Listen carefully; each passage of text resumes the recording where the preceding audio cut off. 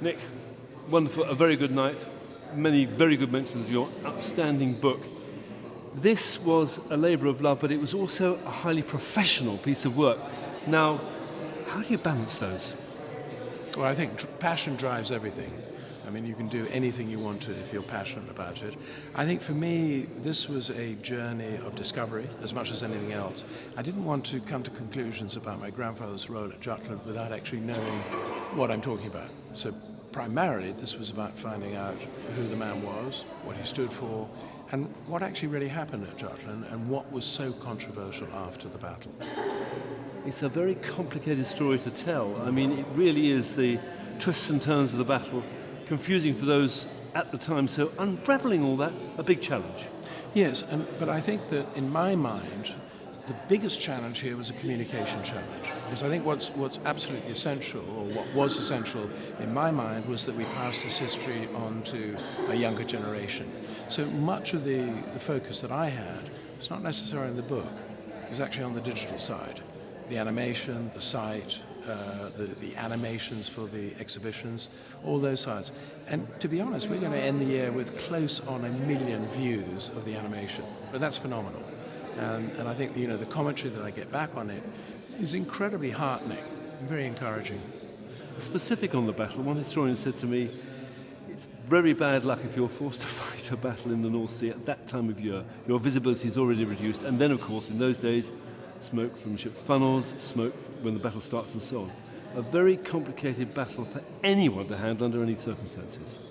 Well, I think, not only is it that time of year, but also engaging at 3:48, which is when the first shot was fired, already put the British on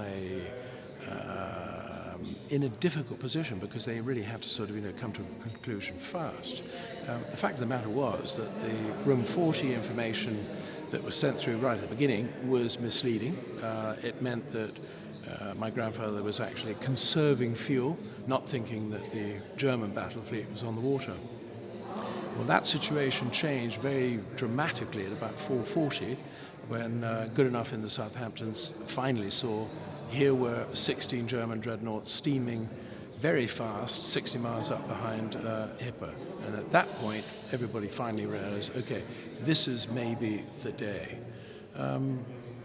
That was an unrealistic expectation, as it turned out. I don't think that any nation can really turn its future or decide the fate of either nation or either navy in an afternoon's engagement, especially when it's done under such trying conditions.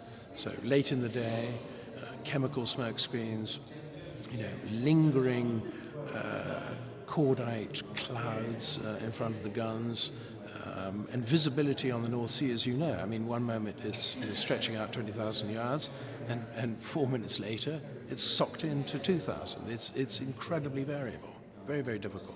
And of course, communications in those days, we are so familiar now with encrypted radio, all sorts of other forms of communication, not available in that state to either side, really. Yes, I mean, we're still using the sort of primary source of communication at the time was still signalling. But signalling by flags, using tactics and methods that were sort of developed 100 years or so before, in dwindling visibility conditions is always dangerous. JRJ did not want to actually use wireless telegraphy before battle was engaged, so as not to give away positions. But I think it wasn't so much the technologies, it was much more the culture. So much of the absolutely essential information about what German tactical movements were, for example on the turnaways, were not passed along the lines.